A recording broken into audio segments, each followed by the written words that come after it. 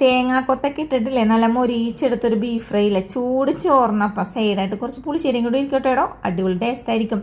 അപ്പോൾ ഇത് കടയിലേക്ക് വേണ്ടിയിട്ട് ഉണ്ടാക്കിയതല്ല കേട്ടോ, നമുക്കൊരു ഓർഡർ വന്നപ്പോൾ ഉണ്ടാക്കി കൊടുത്തതാണ്. നമ്മുടെ വീഡിയോ കണ്ടിട്ട് കുവൈറ്റിലുള്ള ഒരു മേഡം നാട്ടിലുള്ള മക്കൾക്ക് വേണ്ടിയിട്ട് എന്നോട് ഉണ്ടാക്കി കൊടുക്കുമെന്ന് ചോദിച്ചു. ഞാൻ പറഞ്ഞു അതിനെന്താ ഉണ്ടാക്കി തരാമല്ലോ എന്ന് പറഞ്ഞു. അങ്ങനെ 2 കിലോ ആ മേഡത്തിന് മതി, 1 കിലോ വേറെ ഒരാൾക്കും വേണമെന്ന് പറഞ്ഞു. അപ്പം പിന്നെ 3 കിലോ ബീഫ് കഴുകി വൃത്തിയാക്കി എടുത്തിട്ടുണ്ട്. അതിലേക്ക് മുളക് പൊടി, മഞ്ഞൾപ്പൊടി, കുരുമുളക് പൊടി, ഇച്ചിരിക്കോളം ഉലുവ, അതേപോലെ മീറ്റ് മസാല, ആവശ്യത്തിനുള്ള ഉപ്പും കൂടി ചേർത്ത് കൊടുത്തിട്ടുണ്ട്.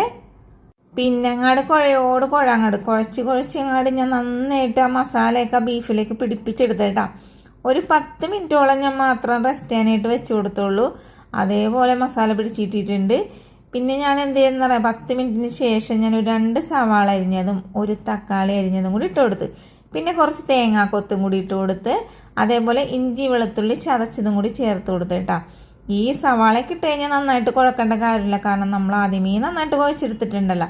ഇനി നമുക്കിത് നമ്മുടെ കുക്കറിലേക്ക് അങ്ങോട്ട് ഇട്ട് കൊടുക്കാം. കുറച്ച് കറിവേപ്പില ഇട്ട് കൊടുത്ത് വേവിക്കാനായിട്ട് അടുപ്പിലേക്ക് വെച്ച് കൊടുത്ത്. നമുക്കിട്ടേം ബീഫ് മൂത്തതായിരുന്നു, അതുകൊണ്ടിട്ട് ഒരു 5-6 വിസിൽ വേണ്ടി വന്നിട്ടാ. 6 വിസിലിന് ശേഷം ഞാൻ തുറന്നു നോക്കി. എൻ്റെ പൊന്നോ, ഞാൻ ഒട്ടും വെള്ളം ഒഴിച്ചില്ലെങ്കിൽ എന്താ അതേ മലവെള്ളപ്പാച്ചിൽ പോലെ വെള്ളമുണ്ട്. പിന്നെ ഒന്നും നോക്കിയില്ല, അപ്പുറത്തെ അടുപ്പിൽ വെച്ചിട്ട് അത് വറ്റിക്കാനായിട്ട് വെച്ച്. ഇനി ഉരുളിലേക്ക് വെളിച്ചെണ്ണ ഒഴിച്ച് കറിവേപ്പിലയും വറ്റൽമുളക് ഇട്ട് കൊടുത്ത് അതങ്ങനെ മൂത്തതിന് ശേഷം ഇച്ചിരി കുളമുളക് പൊടിയും അതേപോലെ ഇച്ചിരി ഗരം മസാലപ്പൊടിയും കൂടി ഇട്ട് കൊടുത്ത്. എന്നിട്ട് അതും കൂടി പിന്നെ ഒന്ന് മൂപ്പിച്ചെടുത്തിട്ടാ. പിന്നെ എന്താ നമ്മുടെ ബീഫൊക്കെ വെള്ളം വറ്റി വന്നിട്ടുണ്ട്. ഇവിടെ കുറച്ചേ വറ്റിയിട്ടുള്ള കേട്ടാ, ബാക്കി ഇനി ഉരുളിയിട്ട് വറ്റിച്ചെടുക്കണം, അല്ലാതെ എന്ത് ചെയ്യാനായിട്ടാണ്.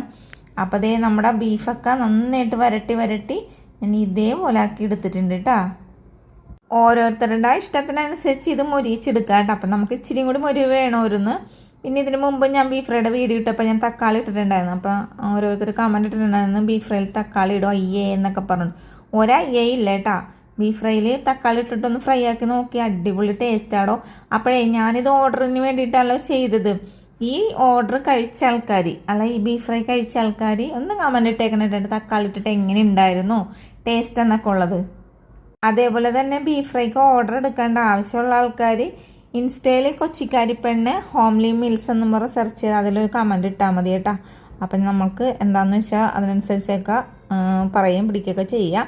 അപ്പോൾ വീഡിയോ ഇഷ്ടപ്പെട്ടാൽ സപ്പോർട്ട് ചെയ്യാനും അതേപോലെ തന്നെ ലൈക്ക് ചെയ്യാനും ഷെയർ ചെയ്യാനും മറക്കരുത്.